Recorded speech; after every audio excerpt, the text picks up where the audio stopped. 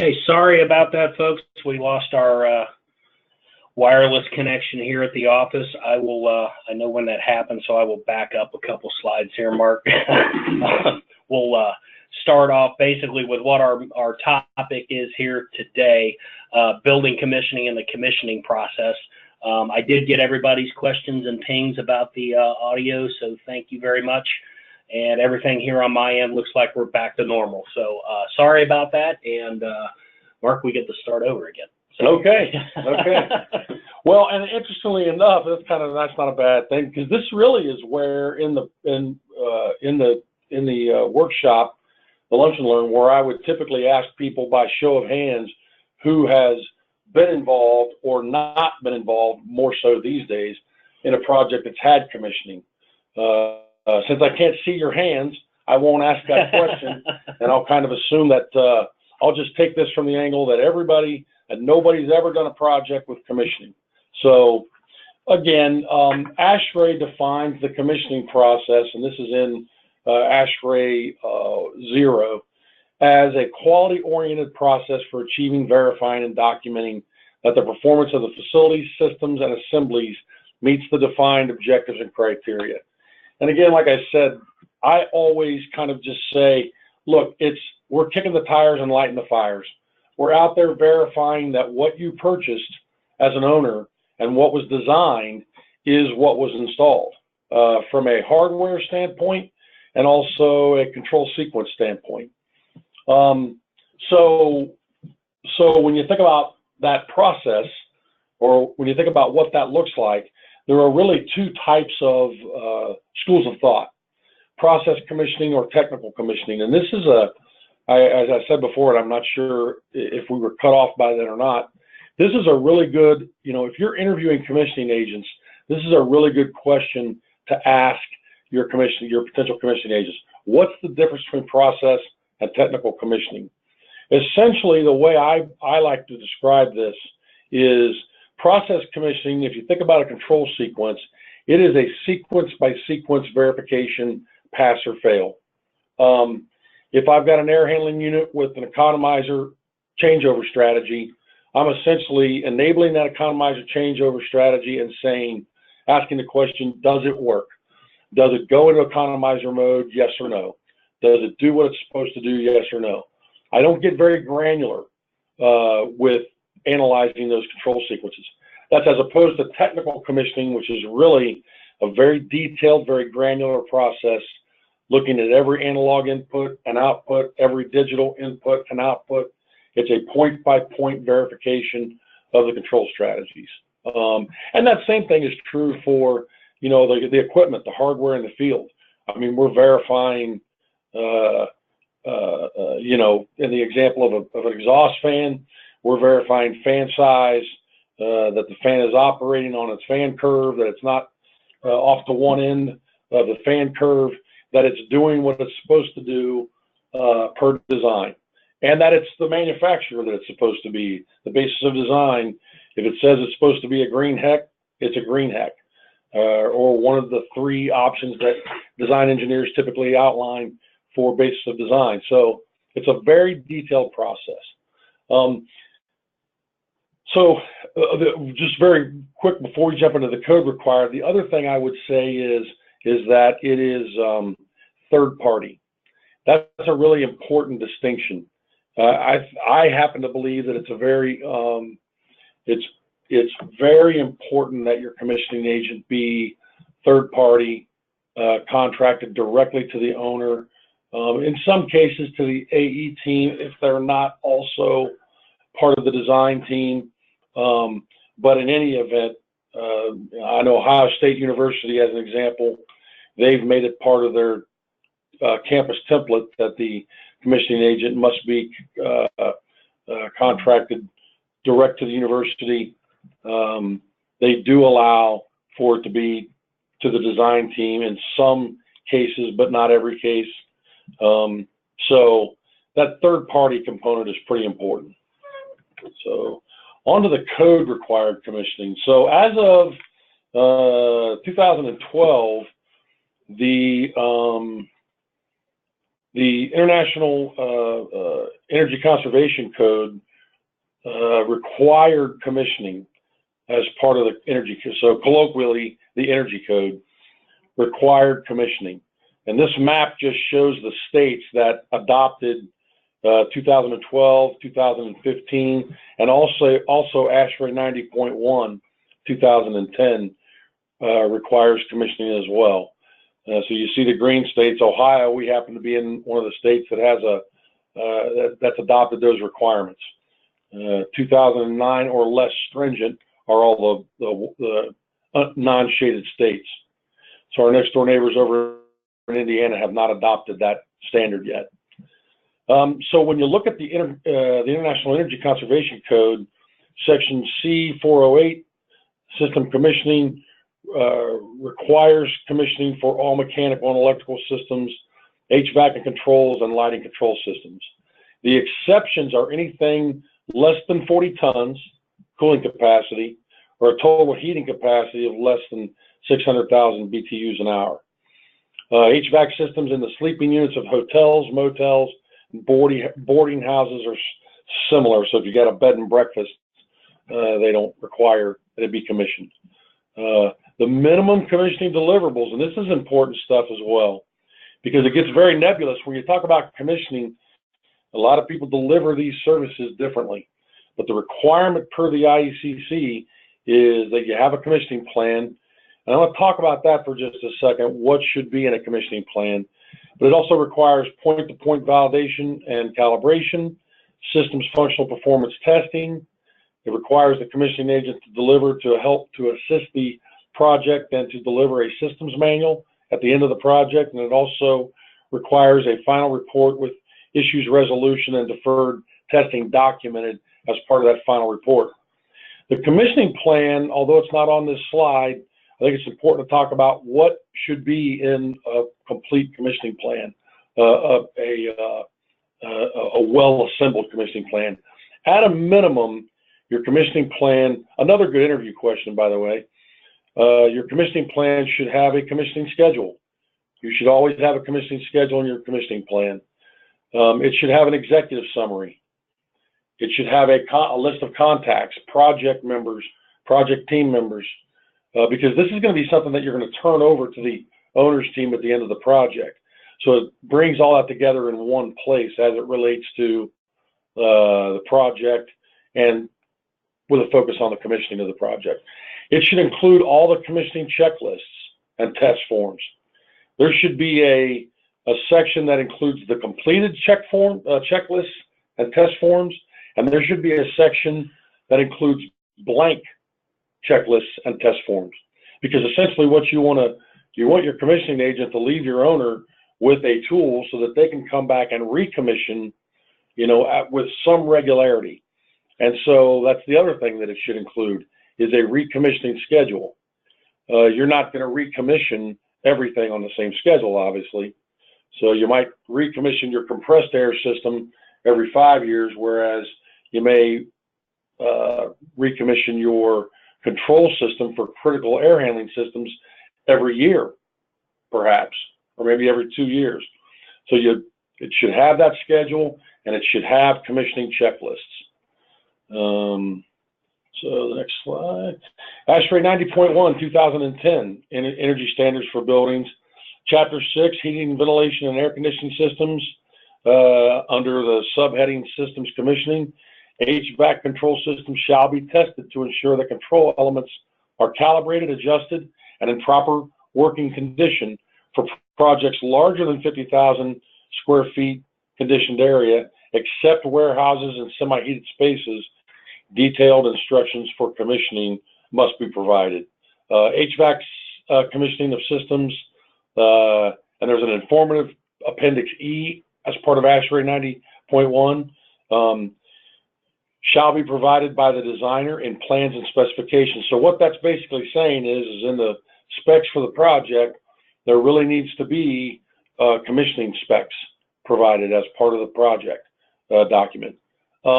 We typically, as a commissioning agent, when we're doing projects, we typically write that. We work with the AE firms, the design firm, and we provide that to them. And then there's a kind of a review process that goes back and forth. I really strongly encourage that process because it does two things. First of all, it ensures that everybody on the project team, prior to the documents going out for bid, everybody on the project team at that point are on the same page. As the commissioning agent, I understand it gives the design professional a level of comfort that the commissioning agent understands the project, and it gives the commissioning agent a level of comfort that, hey, this is a complete design, and we've done, and in fact, I guess, and I'll talk about that in a second, but that's also part of the design phase commissioning. So it's really important. I strongly encourage that to take place, that dialogue, and that the commissioning agent be the folks that write the commissioning specifications. Okay. We do have one question here. The question is, since the specifications address the contractor, is the commissioning spec directed as to what the contractor is to do during construction? Yes. So there is, if I understand the question correctly, there are subsections in the commissioning specs. Let me say this. There is a general requirement. The way we provide commissioning specs may not be the same as all commissioning services providers. I would strongly recommend that commissioning specs be broken down into the following subsections or specification numbers. 01-19-00 are define the general requirements for commissioning. And then for each discipline thereafter, whatever's in scope for the particular project, the typical sections are 22, 23, 26. There should be a commissioning spec for each of those sections to address those specific contractors. And it does define what the responsibilities, the roles and responsibilities for each project team member are, including the CM, the owner, the installers, the commissioning agent. It's pretty clearly in a detailed format laid out. So yes, I hope I understood that question and that answered it. So the Facility Guidelines Institute 2014 is another regulatory requirement, governing body that requires commissioning. The guideline for design and construction of hospitals and outpatient facilities. Section 1.2-7, commissioning on projects involving installation of new or modification to existing physical environment elements critical to patient care and safety or facility energy utilization. At minimum, the following systems shall be commissioned: HVAC, automatic temperature controls, domestic hot water, fire alarm and fire protection systems, integration with other systems, and essential electric power systems. So that fire alarm and fire protection systems, for example, there's a project we're working on that has some lab units that go into a purge mode in the event of some kind of an event, unplanned event in the lab, and the fire protection system is tied into that control sequence. And that is part of the commissioning for that project, that interoperability is tested and that it works. System interoperability in general, any integration should really be part of your commissioning process. But that's a specific example. For those of you that have been involved in LEED projects, LEED projects, you'll recognize that some of these system requirements, really, the LEED guidebook lays it out very well as well on what the requirements for commissioning are. And these kind of follow lockstep what those are, with the exception being fire alarm and fire protection, which FGI requires. LEED does not necessarily require that. So the typical commissioning approach, and this is meant to be general for any project where you're going to deploy commissioning. You must start with an empowered team. I don't mean to be trite. I cannot tell you the number of projects that we've been involved with where, as an example, we'll be hired and steel's already coming up out of the ground. We were hired well after design has taken place. I strongly recommend against that. I strongly recommend I really try to make it very attractive from a financial standpoint for our clients to provide them with incentive to bring us on board early, as early as possible. If we can get hired during the SD phase, that would be wonderful. Gives us the opportunity to do design review and to provide comments back to the design team, but it also gives us the opportunity to be very well acclimated and very well informed about what the project consists of. Once you're beyond that, though, some of the folks that are part of the commissioning team are the owner, the AE project team, architectural engineering firm, the construction managers and contractors, and obviously the commissioning authority. And it's got the tab contractor and other MEP testing services subordinate to the commissioning authority on this particular slide. That doesn't necessarily have to be the case, but I can tell you from experience that it works well when it is the case. But essentially, this is the commissioning team. This is the minimum team members, minimum roles and responsibilities for the commissioning team. You know, actively leading and testing and troubleshooting, prompt and proactive communication. Those are all things that facilitates, because it's very, very difficult if you have a team, a commissioning team, where, you know, the owner's not present. That spells disaster in most cases. Or if the architect and engineer, design engineer, is not present in those commissioning. I'm talking about the nuts and bolts of commissioning. You know, we have commissioning progress meetings every week, depending upon the project size. You might have, through the life of a project, you might be talking about 50 different commissioning process meetings, progress meetings. It's very important that these folks are all plugged into the process. So I talked about the design phase. So in the design phase, the typical deliverable is that we do a review of the basis of design, and we do a review of the OPR, the owner's project requirements. I remember sitting in a meeting it's probably been 10 years ago at this point, and there was a very well-known architect here in the state of Ohio who's been in the business for probably 50 years, I would have to think. I've worked with him on many projects, and we're talking about somebody is throwing around this OPR term. And this gentleman, who I know well, I've worked with him a lot, had been an architect for, like I say, probably 50 years. He said, you know, because maybe it's because I haven't been actively involved on projects very much in the past 20 years. I've been more in a leadership role, but what in the heck is an OPR?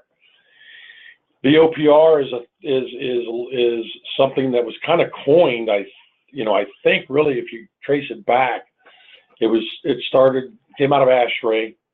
LEED really adopted a focus on the OPR, but essentially the OPR. So for the longest time, it was this mystery. What in the heck's the OPR? Well, the OPR is essentially anything that the owner has in-house, design requirement wise or facility requirement. It's essentially the owner's standards. With a client that we're working with right now, the client that Mark and I are working with, actually, they have a very, very detailed set of documents. I mean, I'm talking probably 100 documents or more that define best approach for various systems, pressure vessels and relief valves and compressed air systems, air handling, lab air handling systems. That's all defined in these CBAs, these current best approach documents that are all out there, so that is the OPR. So our charge is to take those documents and make sure that the basis of design is compliant with those documents, that it meets the OPR. We then do a design review at 50% and then at 95%. Now that comes straight from LEED. On LEED projects, that's a requirement. generally speaking, that's a deliverable that we generally are asked to provide regardless of whether it's lead or not. And then the commissioning specifications that I talked about a little earlier. Pretty important that those are provided, that those are in the documents. Otherwise, and I think whoever asked the question earlier about whether or not it defines what the responsibilities of the contractor are not, that question kind of alludes to the problem that you get into when you don't have commissioning specifications as part of the bid documents. It will almost certainly result in a change order because the contractor's involvement in the commissioning process are very, pretty detailed. Depending upon the project, it's pretty detailed. So the construction phase, we come out of design phase, we go into some, so we're past the bid set of documents and we're going through the submittals, excuse me, moving into the submittal phase. So we typically have a pre-construction meeting with the contractors to review the commissioning process and the commissioning plan. Where it says documentation, I would just replace that with commissioning plan. That's what I take. I take our commissioning plan to these pre-construction meetings. Now, depending upon the size of the project, you might have one or more of these projects. I have worked on projects, now I'm not going to name any names, where the construction manager does not want us to be part of that review process with the subcontractors. The reality is we don't hold the contracts of the subcontractors in most instances, if any. The construction manager holds those contracts, and so you really have to work closely with the construction manager to facilitate this because it's pretty important. DDC pre-submittal meeting for sequence development. That, again, depending upon the project, can be critical. The direct visual controls on a project such as the one that Mark and I are working on, man, they're all over the radar screen. There are various and sundry, and the level of complexity is various and sundry, and there's some pretty complex stuff, and so that's a pretty important meeting. The MEP submittal review, field verification of installed systems, of course. Startup verification of major equipment, and to ensure, one of the things is we ensure means and methods of test and balance activities through pre-functional inspections. We're there to kind of sample, in most instances, test and balance. Pre-acceptance trend review, so essentially at the end of the project, after we've done our functional testing, trends are your best friend. So we set up trends on all critical points, and we watch those. We come back and review those trends in the short term, medium term, and long term. So we'll revisit those trends multiple times just to ensure that everything is doing what it's supposed to be and continues to do what it's supposed to do. And so this next slide talks about that. We lead the acceptance functional testing of systems by the commissioning team. So it's important to note here that the control contractor, again, and the mechanical contractor will be part of this process. We're there working with them. In some instances, your commissioning agent may not ever touch the control system. They may not drive the bus at all. They write the procedures, they write the testing procedures, and they're there to see that the testing procedures are executed. They'll typically have somebody in the field verifying field devices while the control contractor drives the bus. And that's I would say that happens as often as not. In fact, it's pretty rare that doesn't happen, I would say, actually. And then ongoing monitoring, I talked about that, the long-term trend review and opposite season testing. That opposite season testing is a pretty important topic, discussion point. When you bring a facility online in June or July during the cooling season, and everything works, fabulously, that doesn't mean that everything's going to work fabulously in January or February. And so we come back and we do this opposite season testing to ensure that during that, because that's when you're going to have issues, right? During that transition. Again, the lead requirement and the ASHRAE requirement is, I think, a 10-month review. And I've always said, you know, it really should be 10-month reviews, all well and good, because essentially what that's there for is to ensure that everything is resolved. If there are any outstanding issues, that the issues get resolved prior to the warranty expiring.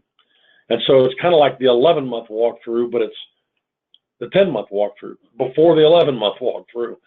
I've always said they ought to require, and they don't explicitly require an opposite season test, but I would say that's where the biggest bang for your buck is going to reside when it comes to testing control sequences and air handling systems. Post-occupancy, ensure owner training on O&M activities as well as failure mode recovery. In other words, we're going to test all the safeties: high static cutout, low static cutout, low temperature cutout, duct smokes. Any of that stuff gets tested. In the case of a UPS system, automatic transfer switches, we do with data centers what's called a pull the plug test, integrated systems testing, where essentially they pull the plug, kill the normal power, and they watch everything come up on UPS.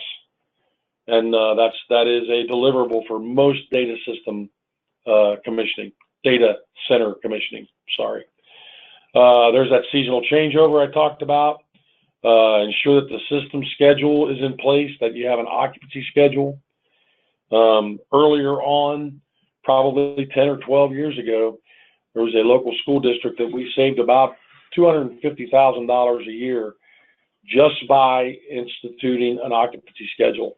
That particular school district was running everything 24/7. They were afraid, their maintenance staff was afraid to turn anything off because they had so many nuisance trips, freeze stat trips, that they were afraid they wouldn't be able to get things started back up in the morning. So they just left it run because it created the least amount of heartache and difficulty for the maintenance and custodial staff. So we went in. They actually had to spend some money to put in some in their outdoor air and their air mixing chambers. They had to reconfigure their freeze stats. It wasn't a lot of money at all, and compared to the money that they were spending in operating dollars. Once they got those issues resolved, we worked with them, trained them on starting and stopping the units, and showed them, hey, look, these occupancy schedules are automatic. It seems simple, but it really, the things that you see are just mind-boggling. Again, system set points and reset ranges. There's that 10-month warranty that I was talking about, where we walk through, we verify that all issues are resolved, that you have no lingering issues. Any deferred testing might happen during that 10-month walkthrough and or opposite season testing. I would say it this way. For my projects, for my clients, if there is a 10-month walkthrough requirement, I may do that 10-month walkthrough, but I will also do, at a minimum, an opposite season test to make sure that we get it during the transition. And then monitor energy performance metrics versus the OPR goals. That's kind of an important one when it comes to if you have a measurement and verification plan in place, where you're establishing energy conservation measures as part of a measurement and verification plan. So it's not so much, really, I would maybe change the wording on this slide even. It may not be per the OPR goals. It more likely is part of an M&V plan and ECMs that have been established. And so the energy performance is kind of a part of that. If they do an energy model, we do a calibrated energy model as opposed to energy conservation measures isolation. That can be all part of a commissioning plan and a commissioning deliverable. May not be, but it can be. So the benefits of commissioning. Well, I mean, at the end of the day, obviously a successful project, a building that verifiably meets the OPR.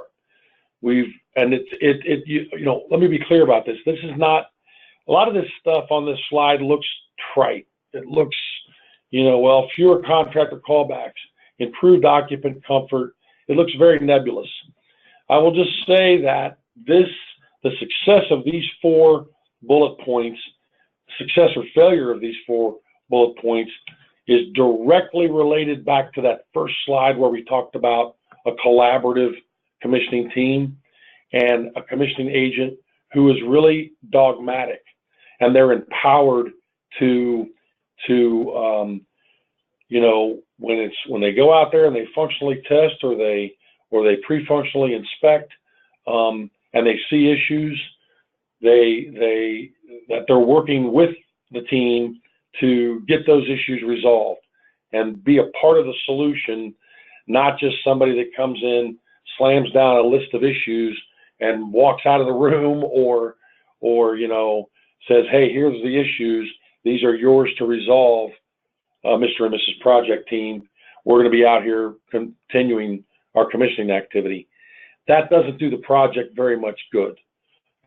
And so all 4 of these are very achievable benefits.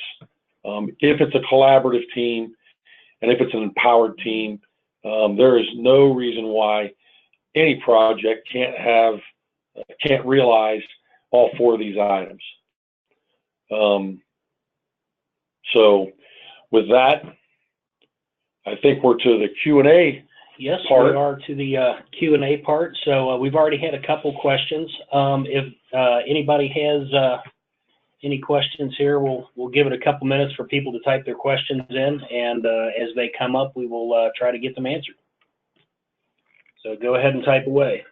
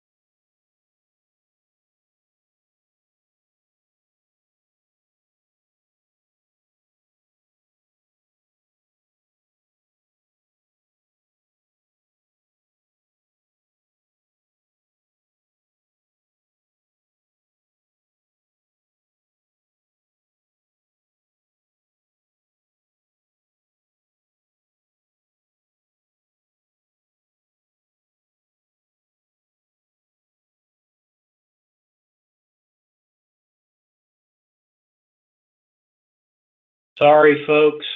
We lost the audio again. So, Mark, to back up to the question here, on the, let me go back down here. The most common mistake that design teams make in developing commissioning. We can summarize what we just talked about. Yeah. Some really good information. Not getting them on board early enough, and making sure that you have the right commissioning agent for the project that you're doing, and making sure that that commissioning agent, regardless of whether or not the company is well suited, the firm is well suited, the commissioning firm is well suited for the project you're doing. Make sure that they have the right people engaged at the right time. You don't want the HVAC expert commissioning fire systems. You don't want the electrical expert commissioning HVAC systems.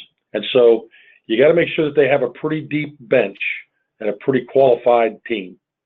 And qualified for the type of project it is, correct? Correct, yeah. So you don't, like you mentioned when we lost our connection again, you don't want somebody that's proficient in labs and CDC work and that type of stuff doing, well, that's pretty technical. They can probably do just about anything. Well, yeah, probably not a good example. But that's a good point. What the example I gave was somebody who does a lot of K through 12 work doing a lab project may not be the best fit.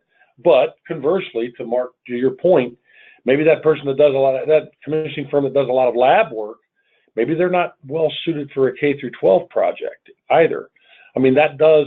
Although I would say that they probably have a better chance of being, able to do the K through 12 work if they're doing BSL 3 and BSL 4. But the reality is, the requirements for those types of projects, if I'm out here commissioning a class 100,000 clean room, and that's what I do for 10 years, and then I go to a K through 12 project, I might try to, it's very difficult for me to I'm looking at things through the filter of a guy that's commissioned class 100,000 clean rooms for the last 10 years. And so that may not be a great fit either. So anyway, okay. We got a couple more that have come in here right about the same time. How does the owner find you to hire your services? So I think what we'll do is I'll click back to your original EP engineering slide here when we were having our audio problems to begin with, and sure. You want to kind of explain where you guys are and where you're at. Sure. Well, we are a member firm of a lot of industry organizations, ASHRAE, IFMA, CSI. I believe we have a guy that's a member of CSI. In fact, a couple of guys. I was talking to him up in the Kettering office. Good to hear. Yeah. So industry-specific membership helps a lot. It gets us out there. We're one of the oldest. We're one of the largest MEP design firms in the state of Ohio, and one of the oldest. And so we're pretty well known. At one time, I don't know if this is still true, we were the fifth largest commissioning firm in the country. That's dated information. I don't know where the numbers shake out now, but to your point, we also have maybe it's through the AE. Some of those projects, that's how it works. Sometimes it's the construction manager. Sometimes it's again a relationship that we have direct to the owner, and so it varies. It really does, depending upon the project. Okay, we've got another one. Actually, we got one more and then another one after that. I think we might have already touched on this a little bit, but what is the best way to assist an owner in selecting a commissioning agent? So this is from Nina, and I know Nina's a registered architect. Okay. So she's looking to approach an owner about commissioning. She's asking, what's the best way to assist an owner in doing that? I think the best assistance that you can give to an owner is, and I'll refer back to my previously mentioned, you're basing it on so you have to know the project type. So what level of commissioning,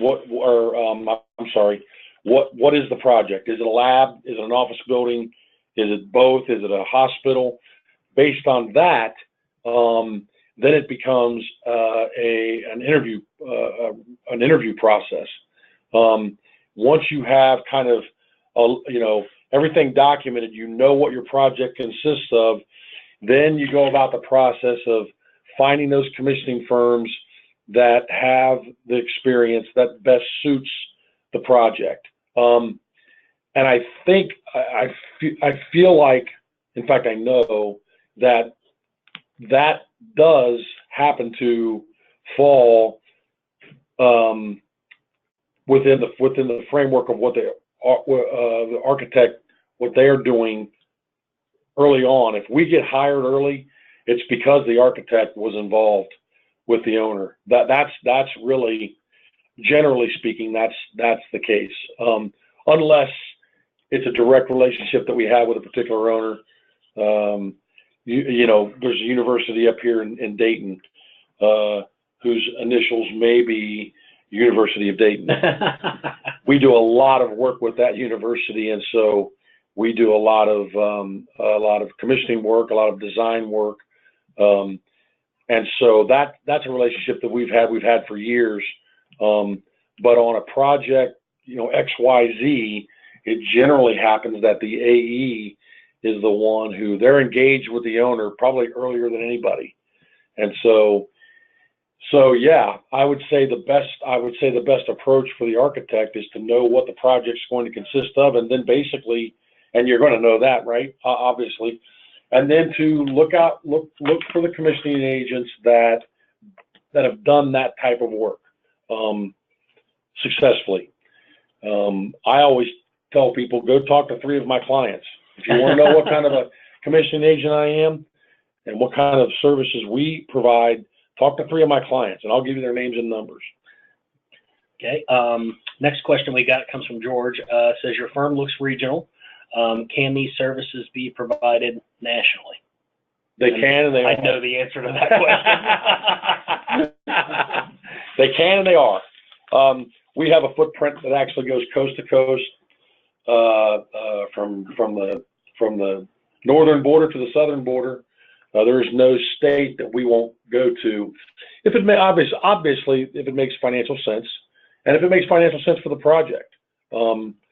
Yeah, so we do, and we are, and we do. Okay, we can send out your contact information to absolutely everybody here at the end of the presentation. I think we got one last question here because we're getting close on time. And this is from me.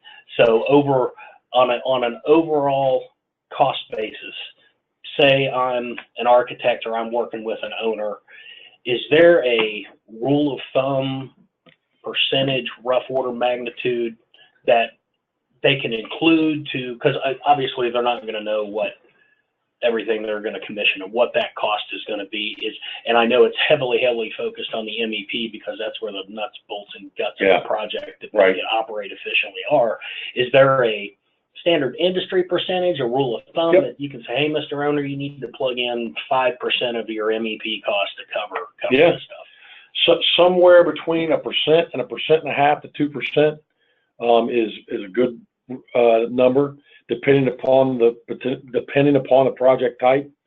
If we're talking a K through 12, it's probably closer to the 0.5%, 0.75%. If we're talking a BSL or a lab facility, it's probably closer to 2%. And really, listen, that gets very, we did a BSL that had, if you're talking some process equipment, it was a BSL 3 AG.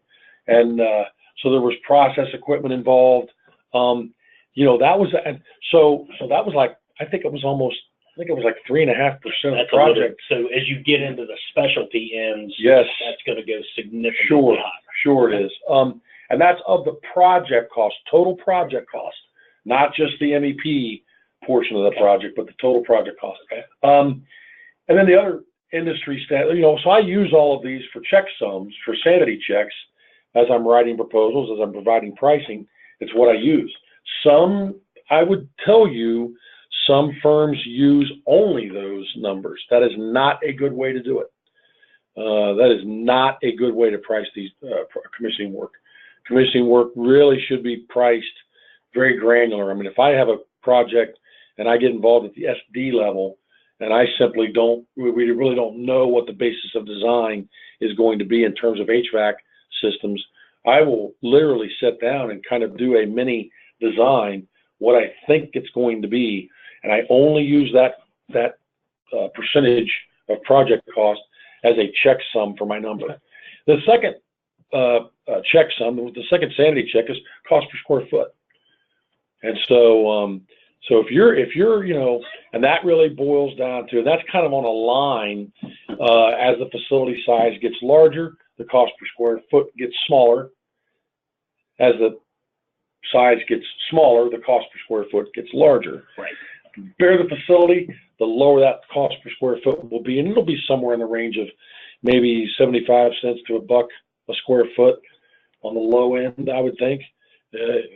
For most of the projects that we do, because we get involved in, generally speaking, more than just HVAC and HVAC controls, lighting and daylighting controls. And then, you know, anywhere from, and it could go up to, I mean, I did a BSL and it was like $9 a square foot. Listen, that's an outlier. Right. That's an outlier. Okay. So. Good. Yep. Okay. Well, I think we've answered all the questions that were in the queue, and we're about out of time for today. So be sure to fill out the survey at the end of this presentation. Remember to include your AIA and/or your USGBC number to receive credit for the presentation and continuing education / PDU units. Mark, thank you very much. Excellent work as always. Everyone, I hope you enjoyed today's presentation. Be sure to join us next month in October on the 11th, 12 noon Eastern time for Mind of the Specifier presented by Mr. Paul Gerber. And thank you again for attending, and have a great day.